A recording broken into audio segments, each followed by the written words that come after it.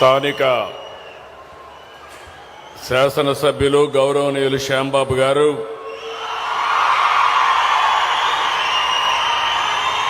స్థానిక పార్లమెంట్ సభ్యులు గౌరవనీయులు బి నాగరాజు గారు, సహచార మంత్రివర్గ సభ్యులు మైనింగ్ మంత్రి అయినటువంటి కొల్లు రవీంద్ర గారు, జిల్లా ఇన్ఛార్జ్ మినిస్టర్ అయినటువంటి నిమ్మల రామానాయుడు గారు, పరిశ్రమల శాఖ మంత్రి భరత్ గారు,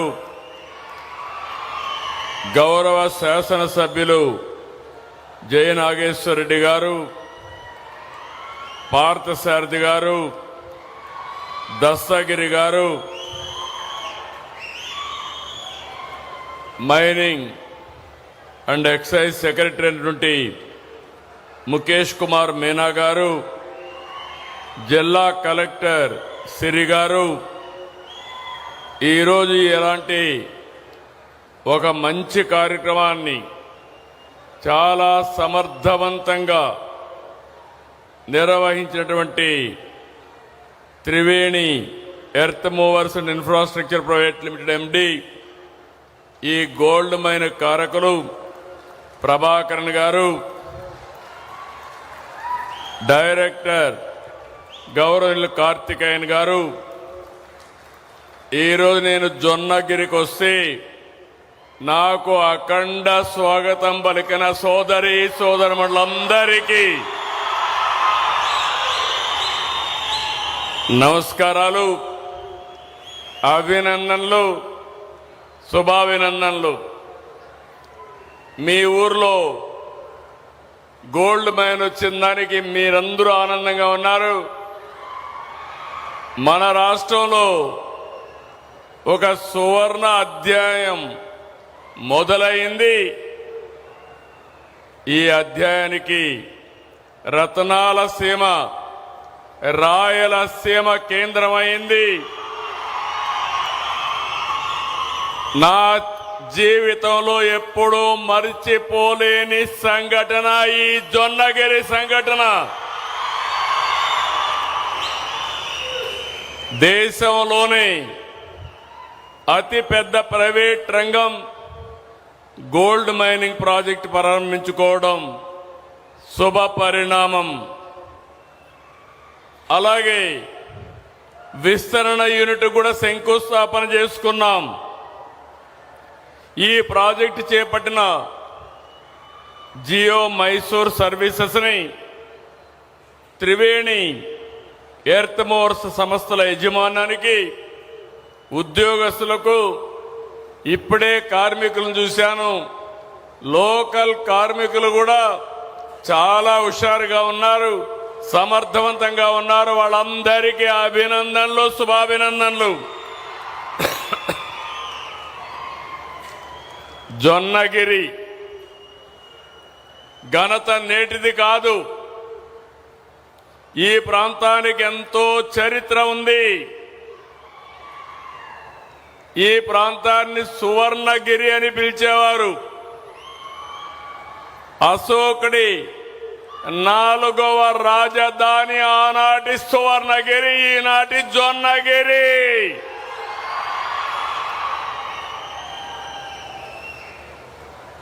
వందల సంవత్సరాల క్రితమే ఈ ప్రాంతం బంగారు రత్నాలతో నిండింది.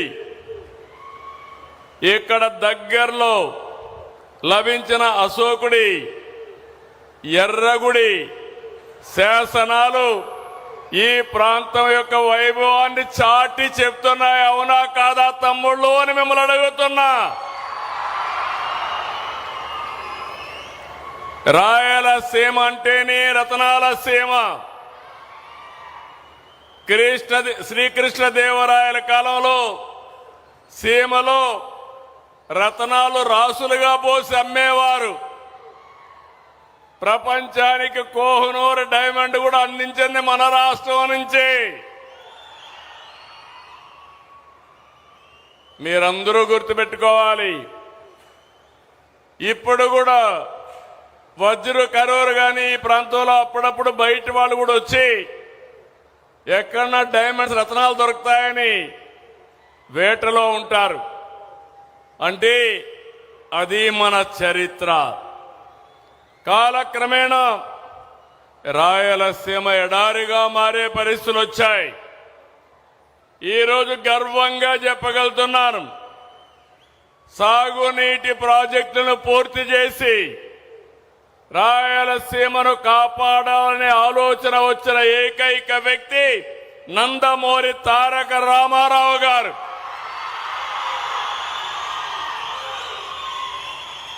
ఆ నిర్ణయం మళ్లీ రాయలసీమకి ప్రాణం పోశాం. ఇప్పుడు గోల్డ్ మైనింగ్ పూర్వ వైభవానికి ప్రారంభం. నేను అడుగుతున్నా మిమ్మల్ని అందరినీ, జొన్నగిరి పేరే పెట్టుకుందామా? మళ్ళీ పాత పేరు స్వర్ణగిరి పేరు పెట్టుకుందామా తమ్ముళ్ళు అని మిమ్మల్ని అడుగుతున్నా. నాకు అప్పుడప్పుడు దూరదృష్టితో కొన్ని ఆలోచిస్తాం. దాన్నే ఓసారి ఇంట్యూషన్ అంటారు. ఈరోజు ప్రధానమంత్రి గారు వికసిత్ భారత్ 2047 అంటే 2047కి భారతదేశాన్ని అభివృద్ధి చెందిన దేశంగా తయారు చేయాలని ప్రధానమంత్రి గారి కల, అది వారి ప్రణాళిక. నేను ఆలోచించేది, వికసిత్ భారత్లో భాగంగా ఆంధ్రప్రదేశ్ని 2047కి స్వర్ణ ఆంధ్రప్రదేశ్గా తయారు చేయాలనేది నా యొక్క ఆలోచన. దానికి ప్రారంభం నిన్నటి వరకు జొన్నగిరి, ఈ రోజటి నుంచి స్వర్ణగిరి అని మరొక్కసారి మీ అందరికీ తెలియజేస్తున్నా. ఈరోజు ఇక్కడుండే మీరందరూ చెప్పాలి, స్వర్ణగిరిగా నామకరణం చేసుకుందామంటే గట్టిగా మీరందరూ చప్పట్లు కొట్టి చెప్పండి, ఇది స్వర్ణగిరిగా చేసుకుందాం. నేను ఇప్పుడే అడిగాను, నేనేదో చెప్పేసి వెళ్ళిపోవడం కాదు. ఇక్కడ ఒక 8,000 మంది జనాభా ఉన్నారు. ఇక్కడ గోల్డ్ మైన్ వచ్చింది. ఆ గోల్డ్ మైన్ వచ్చిన శుభ సందర్భంలో మీ జీవితాలన్నీ కూడా బాగుపడాలి, బంగారు భవిష్యత్తు ఉండాలనేది నా ఆలోచనని మరొక్కసారి మీ అందరికీ విజ్ఞప్తి చేస్తున్నా. మేమిచ్చే డబ్బులు ఇస్తాం. అదే మరి నేను అడిగాను ప్రభాకర్ గారిని, త్రివేణి మేనేజింగ్ డైరెక్టర్ గారిని. I requested him, you adopted this village, make a model village. You are capable of changing total people's future. Why can't you adopt? Ante he agreed to adopt. He is going to make Swarnagiri as a model village with a true spirit. That is my appreciation. నేను ఒకటే మిమ్మల్ని అందరినీ కోరుతున్నా, నిన్నటి వరకు first time ఎవరూ చెప్పలేదు రాయలసీమ రాళ్లసీమ కాదు, ఎడారి కాదు, రాయలసీమని రతనాల సీమగా తయారు చేస్తారని అనేక సందర్భాల్లో చెప్పాను. అది ఈరోజు ఈ స్వర్ణగిరి గ్రామం నుంచే ప్రారంభమవుతుంది. ఒకప్పుడు కేజీఎఫ్ ఉంది, కోలార్ గోల్డ్ ఫీల్డ్. ఇప్పుడు దేశమంతా మాట్లాడబోయేది స్వర్ణగిరి గోల్డ్ ఫీల్డ్. దేశంలో బంగారు ఎక్కడ ఉత్పత్తి అవుతుందంటే మన స్వర్ణగిరి నుంచే అదే విషయం మనందరం గుర్తుపెట్టుకోవాలి.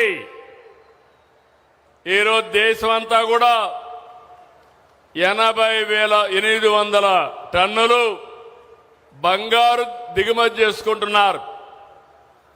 చమురు తర్వాత దేశం అత్యధికంగా దిగుమతి చేసుకునే విదేశీ మారక ద్రవ్యాన్ని ఖర్చు పెట్టే ఏకైక దిగుమతి బంగారం. భారతదేశం ఎప్పుడు కూడా బంగారం పైన మమకారం.